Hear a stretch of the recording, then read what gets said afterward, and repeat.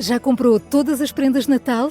Lembrou-se da sua? Estamos a oferecer 40 passes anuais da Zone e um deles pode ser seu. Assine hoje até 55% de desconto e habilite-se a ganhar. Tudo em observador.pt.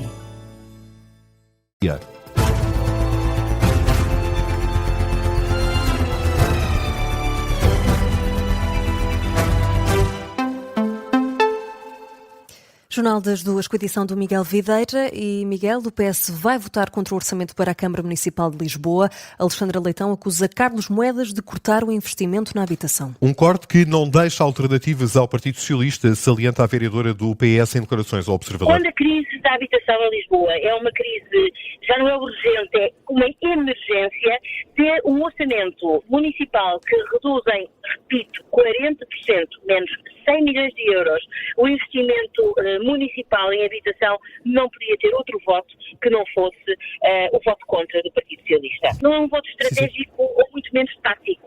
Este é um voto que analisou o orçamento. E foi por analisar o orçamento que vamos votar assim, porque o orçamento de facto é um mau orçamento para a cidade. Depois de, no mandato anterior, o PS ter optado pela abstenção em todos os orçamentos municipais, este ano os socialistas vão votar contra o primeiro orçamento, o novo mandato de Carlos Moedas. Alexandra Leitão, como ouvimos, assegura que este voto contra não tem razões de taticismo. Sem a abstenção dos vereadores do PS, Carlos Moedas precisa dos votos do Chega. A vereadora socialista salienta que o acordo não deve ser difícil, tendo em conta alguns entendimentos recentes. O atual Presidente da Câmara, o atual executivo camarário, já viabilizou um conjunto de propostas, a nosso ver más, que vão desde aspectos que têm a ver com o funcionamento da Câmara, ao nível do regimento ou ao nível da votação de competências, e péssimo, ainda muito pior, o regulamento do alojamento local, e fê-lo utilizando e governando com o Chega. Portanto, enfim, não é uma opção. Se tiver que fazer essa opção, seguramente não é por causa do voto contra do Partido Socialista no orçamento, é porque já fez essa opção desde o início do mandato em coisas muito lesivas, como por exemplo o alojamento local. Críticas da vereadora socialista Alexandra Leitão à proximidade de Carlos Moedas ao Chega, na Câmara de Lisboa. Em declarações à Lusa, Bruno Mascarenhas, vereador eleito pelo Chega, revela que ainda não decidiu o sentido de voto, mas sublinha que há alguns aspectos positivos que vão ao encontro das políticas defendidas pelo partido. A proposta do orçamento deve ser votada na quarta-feira, depois de amanhã.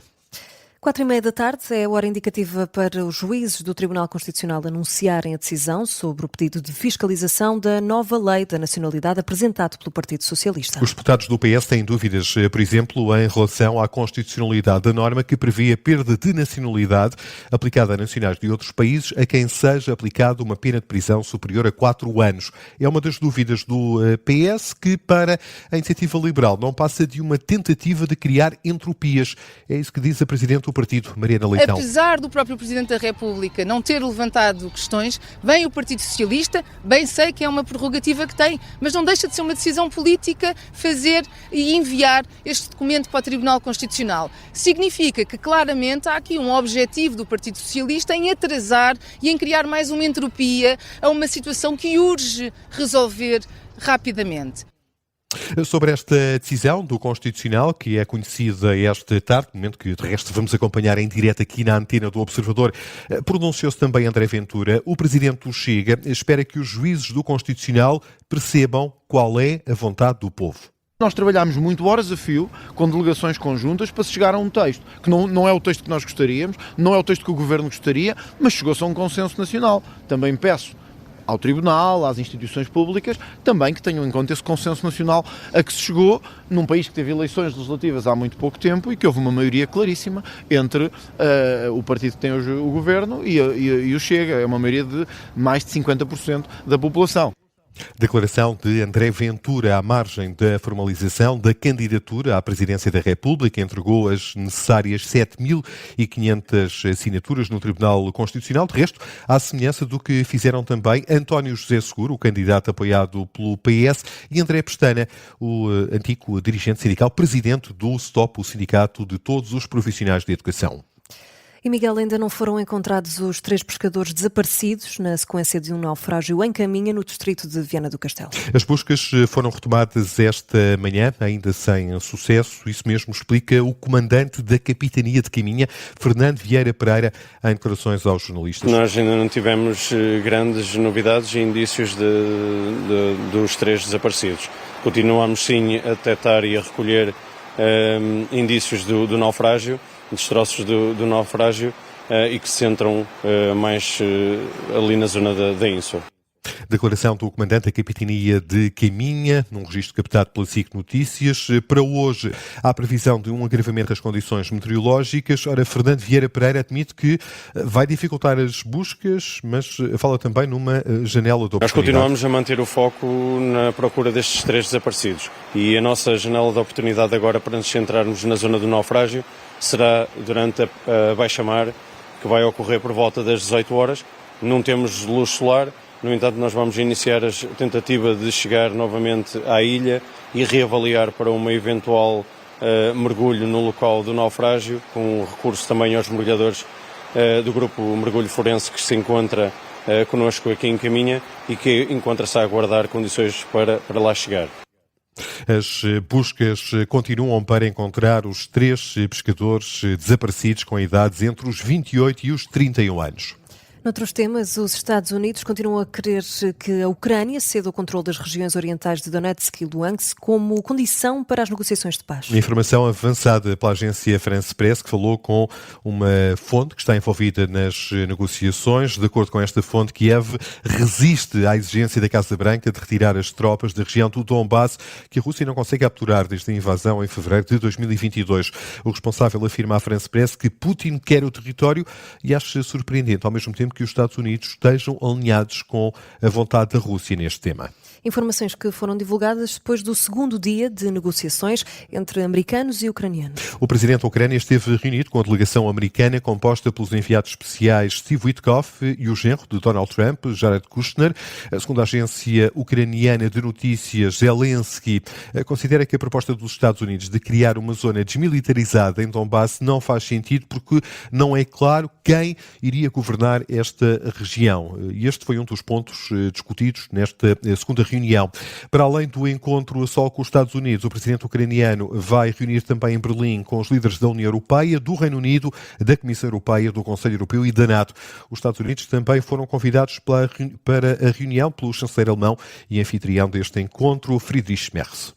E Miguel, o ministro dos Negócios Estrangeiros, afirma que Portugal apoia um alargamento da NATO à Ucrânia. Sim, foi isso que disse à margem da reunião dos ministros dos Negócios Estrangeiros dos 27.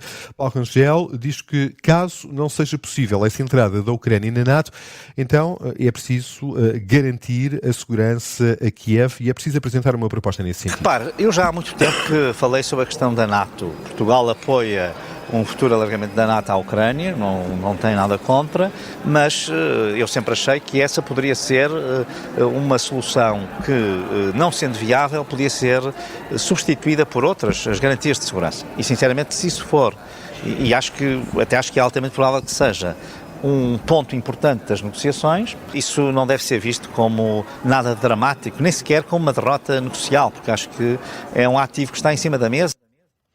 O ministro dos Negócios Estrangeiros considera ainda que Vladimir Putin só vai parar se a Europa responder de forma séria. Passam 8 minutos das 2 da tarde. Vamos a outros temas em destaque, Miguel Videira. Sim, e começamos com a indicação de que a Faculdade de Direito da Universidade de Lisboa decidiu suspender o contrato de trabalho do ex-adjunto do Ministério da Justiça preso preventivamente por suspeita de abuso de menores. Lecionava atualmente na instituição, anunciou hoje a Faculdade de Direito da Universidade de Lisboa. Paulo Abreu dos Santos foi suspenso. A faculdade realça ainda que está a recolher informações e a colaborar com as autoridades, permanecendo atento ao caso para intervir se e quando for adequado. O ex-adjunto da anterior Ministra da Justiça do Governo PS, Catarina Sarmenti Castro, foi detido na quinta-feira pela Polícia Judiciária e, segundo a TVI CNN, apanhado em flagrante durante uma busca à residência onde foram encontrados fecheiros que o incriminam por crimes sexuais e que envolvem menores. Começou hoje o julgamento dos 35 arguidos por exploração de imigrantes no Alentejo. Esta manhã estiveram presentes no Tribunal de Beja 21 das 22 pessoas visadas neste processo. Quanto a questionados pelo coletivo de juízes, os arguidos recusaram-se a prestar declarações. O julgamento prossegue na quarta-feira com a audição das primeiras testemunhas. A liberdade de expressão no mundo recuou 10% desde 2012. São conclusões de um estudo publicado hoje pela Unesco. A organização alerta que a quebra da liberdade de expressão coincide com o retrocesso em matéria de igualdade e com uma maior hostilidade para com jornalistas, cientistas e investigadores ambientais. Este recuo é comparável ao ocorrido durante a Primeira Guerra Mundial. Miguel Videira com o Jornal das 2.